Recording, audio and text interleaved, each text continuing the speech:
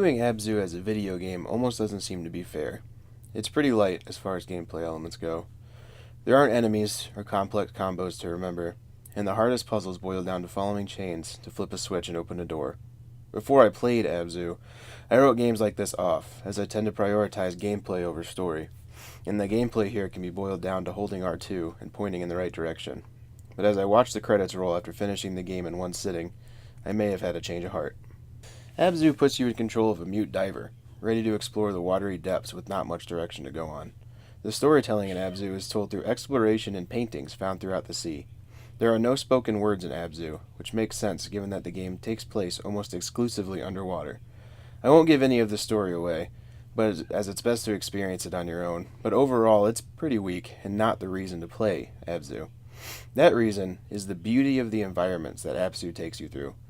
From bright and vibrant seabeds full of life and light, to hauntingly dark and quiet depths, every area you swim through on your adventure is just as beautiful as the last. There is also aquatic life galore, some of which takes you to the sea due to your actions. There are giant schools of fish that can be swam through, huge patches of fauna, maybe flora, that react to being touched. Some of the larger sea creatures will let you catch a ride, taking you around the areas, allowing you to soak up the sights. Even as the game progresses, and the reason for your dive starts to become more apparent, the game never stops making the ocean the reason to keep swimming. I can't praise the environmental design of Abzu enough. It sucked me in from the first colorful valley, and it never stopped amazing me until the final credits rolled off screen. To complement the eye candy is a stirring soundtrack that perfectly matches what is happening on screen.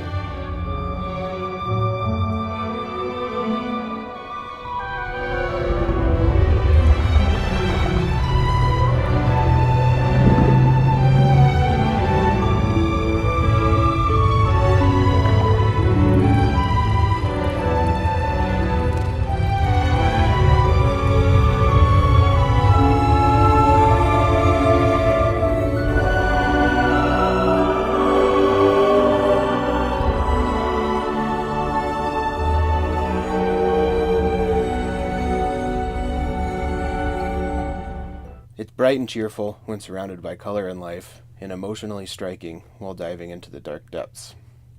The only downside of Abzu is the almost total lack of gameplay. Holding R2 propels your character forward, and while the swimming is handled very well, it's in no way challenging. There are a few hidden collectibles scattered around to hunt out, but they don't do anything to enhance the story. There are a few hostile things in the water, and the few that are there won't kill you. They'll only temporarily slow you down. Abzu is short.